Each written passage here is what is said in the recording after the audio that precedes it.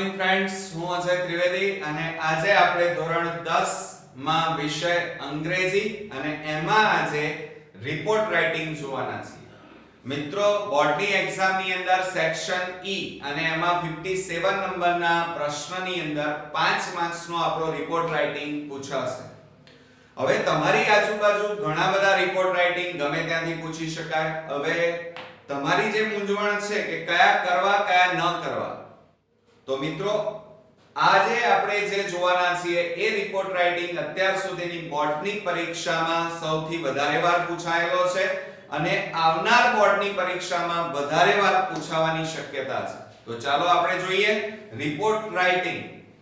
હવે એમાં વિષય કયો છે? તો જુઓ, prepare a short report on the trekking camp you attend at mount Abu. એટલે અહીંયા પર્વત ઉપર ચડવા માટેનો આ કેમ્પ છે જેને ટ્રેકિંગ કેમ્પ કહેવામાં આવે છે. સ્કૂલ તરફથી યોજાયો છે અને માઉન્ટ આબુમાં યોજાયો છે. સાથે સાથે ડ્યુરિંગ ધ દિવાળી વેકેશન, એટલે કે દિવાળીની રજાઓમાં આ કેમ્પ સ્કૂલ દ્વારા યોજાયો છે. You may use the following points, એટલે કે નીચે જે પોઈન્ટ આપેલા છે એ પોઈન્ટને તમે મુદ્દાઓ જેને કહેવાય એને તમે અનુસરો. તો ચાલો શરૂ કરીએ આપણે. હવે સાથે સાથે તમારી જે કોમેન્ટ હતી નીચે કે સર અમને અંગ્રેજી વિષયની અંદર જે પેરેગ્રાફ રાઇટિંગ, ઈમેલ રાઇટિંગ અથવા તો આ રિપોર્ટ રાઇટિંગ તૈયાર કરવામાં બહુ જ સમય બગડી રહ્યો છે અને એનું ગુજરાતી ટ્રાન્સલેશન પણ અમને ઘણીવાર આવડતું નથી. તો ચિંતા નહીં કરો, મેં અહીંયા દરેક વાક્યની નીચે એનું ગુજરાતી ટ્રાન્સલેશન લખીને તમારી સુધી પહોંચાડી રહ્યો છું, એટલે તમને દરેક અંગ્રેજીના વાક્યનું ગુજરાતી ટ્રાન્સલેશન પણ ખબર પડી જાય. તો જોઈએ આપણે ડ્યુરિંગ ધ દિવાળી વેકેશન, એટલે કે દિવાળીની રજાઓ દરમિયાન the trekking camp was held at mount Abu by our school. એટલે કે દિવાળીના વેકેશન દરમિયાન અમારી શાળા દ્વારા માઉન્ટ આબુ ખાતે ટ્રેકિંગ કેમ્પનું યોજાયો હતો. આ થઈ ગયેલું છે આખું. રિપોર્ટ રાઇટિંગ ક્યારે લખી શકો કે જ્યારે ઘટના બની ગઈ છે અને એના વિશે તમારે લખવાનું છે, એટલે એ ભૂતકાળ કહેવાય. It was held for a week, એટલે કે એક અઠવાડિયાનો, વીક એટલે અઠવાડિયું, એક અઠવાડિયાનો આ કેમ્પ હતો. About 45 students, એટલે કે 45 વિદ્યાર્થીઓ of the school took part in it. એટલે કે તે એક અઠવાડિયા માટે યોજાયો હતો અને લગભગ 45 વિદ્યાર્થીઓ તેમાં ભાગ લીધો હતો. The students were accompanied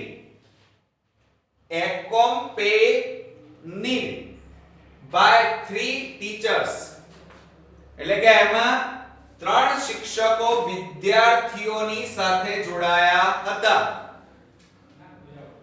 Accompanied એટલે જોડાવું. Also team leaders and a coach attend the camp, એટલે કે also એટલે કે તદુપરાંત ટીમ આગેવાનો, ટીમ લીડર, લીડર એટલે આગેવાનો, અને એક કોચ, કોચ એટલે કે જે આપણને સૂચનાઓ આપે કેવી રીતે ચડવું, શું પહેરવું, કેવી રીતે તમારે ત્યાં ભાગ લેવો, એને પ્રશિક્ષક કહેવાય, જે શીખવાડનાર હોય. પ્રશિક્ષક કોચ એટલે એ શિબિરમાં હાજરી આપી.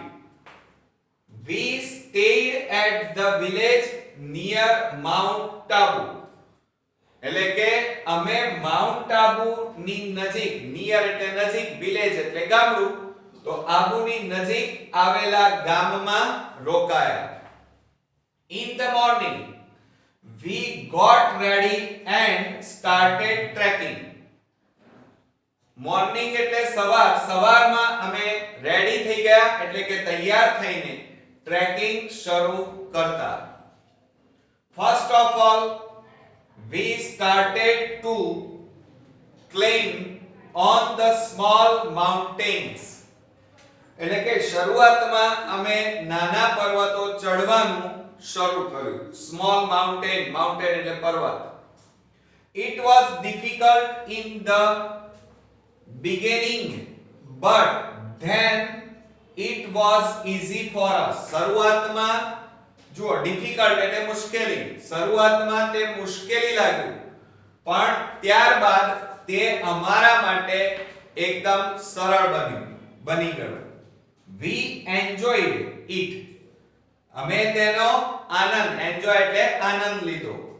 We practiced to climb on the big and difficult mountains.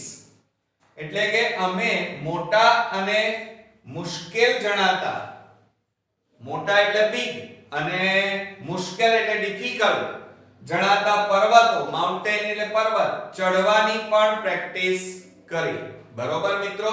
મિત્રો આપણે નેક્સ્ટ પોઈન્ટ જોઈએ. We enjoyed swimming in the river. Swimming એટલે તરવું, એન્જોય એટલે આનંદ લેવો અને સ્વિમિંગ એટલે તરવું. તો રિવર એટલે નદી થશે. અમે નદીમાં તરવાનો આનંદ માણ્યો. In the evening we presented various entertainment programs showing our skills, drama, music and mimicry. ફરીથી જોઈ લો. In the evening we presented various entertainment programs showing our skills, drama, music, mimicry. તો મિત્રો એમાં ઇવનિંગ એટલે સાંજ. સાંજે અમે જુદા જુદા મનોરંજન, એન્ટરટેનમેન્ટ એટલે મનોરંજન, પ્રોગ્રામ એટલે કાર્યક્રમો દર્શાવ્યા. અમારી જો અહીંયા શું કહે છે? ડ્રામા. ડ્રામા એટલે નાટક, મ્યુઝિક એટલે સંગીત અને મિમિક્રી એટલે અનુકરણ, કોપી કરવી, અનુકરણને લગતી કળાઓ દર્શાવી. It was a successful એટલે કે સફળ camp. We never forget this camp. તે એક સફળ શિબિર હતી. અમે ક્યારે આ શિબિર ભૂલીશું નહીં. ધ્યાન રાખો. શું કહે છે? It was a successful camp. તે એક સફળ શિબિર હતી. કેમ્પ એટલે શિબિર. We never forget this camp. અમે ક્યારે આ શિબિર ભૂલીશું નહીં. તો આ હતો મિત્રો આપણો રિપોર્ટ રાઇટિંગ. હવે એની અંદર આવતા જે ઓકવર્ડ, ડિફિકલ્ટ જે વર્ડ્સ છે, સ્પેલિંગો છે, એનું ગુજરાતી જરા જોઈએ. કે ડ્યુરિંગ એટલે દરમિયાન થાય. સ્કાઉટ કેમ્પ એટલે બાળવીરોની શિબિર. વી એટલે કે વોઝ હેલ્ડ એટલે કે યોજાઈ. ટુ એકોમ્પની એટલે કે સાથ આપવો, કંપની આપવી એટલે સાથ આપવો. લીડર્સ એટલે આગેવાનો. ગાઈડ્સ એટલે માર્ગદર્શકો. ટુ એટેન્ડ એટલે હાજરી આપવી. એક્ટિવિટી, એક્ટિવિટી એટલે પ્રવૃત્તિ. ઇન્ફોર્મ એટલે માહિતી આપવી. હાઇજીન એટલે આરોગ્યશાસ્ત્ર. એજ્યુકેટ એટલે શિક્ષણ આપવું અને પ્રેઝન્ટ એટલે રજૂ કરવું. વેરિયસ, વેરિયસ એટલે વિવિધ. એન્ટરટેનમેન્ટ એટલે મનોરંજન. સ્કિલ એટલે કળા. હેલ્ધી એટલે આરોગ્યપ્રદ અને ટ્રેડિશનલ એટલે પરંપરાગત. અને લાસ્ટમાં જોઈએ તો રોક ક્લાઇમ્બિંગ એટલે કે દોરડા પર ચડવું તે. બરોબર મિત્રો? તો આપણે જોડે જોડે ડિફિકલ્ટ વર્ડ્સ પણ જોઈ લીધા. આ બધા ડિફિકલ્ટ વર્ડ્સ તમારે 3 વાર લખી પહેલા તૈયાર કરવાના અને પછી તમે પોઈન્ટ વાઇઝ આખો રિપોર્ટ આ રીતે તૈયાર કરી નાખજો. એનું ગુજરાતી ટ્રાન્સલેશન પણ તૈયાર કરજો અને બોર્ડમાં તમારે આ ગુજરાતી ટ્રાન્સલેશન પાછું લખવાનું નથી. ઓકે, ખ્યાલ આવી ગયો? અને આ બધા પોઈન્ટ તમારે ભેગા કરી દેવાના તૈયાર થઈ જાય એટલે તમારો ફકરો રિપોર્ટ રાઇટિંગ. ખ્યાલ આવી ગયો? તો મને હવે ખાતરી છે કે તમને આવડી ગયું હશે અને મારી મેથડ તમને ખૂબ જ ઈઝી પડતી હશે. તમે કોમેન્ટમાં લખવાનું પણ રાખજો.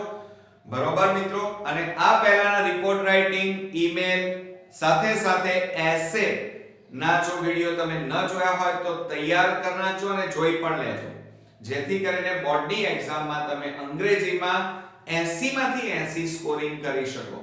બરોબર મિત્રો. તો નેક્સ્ટ વિડિયોમાં પાછા બીજા એક મોસ્ટ ઇમ્પોર્ટન્ટ રિપોર્ટ રાઇટિંગ સાથે ફરી મળીએ છીએ. ત્યાં સુધી ગુડ નાઇટ મિત્રો.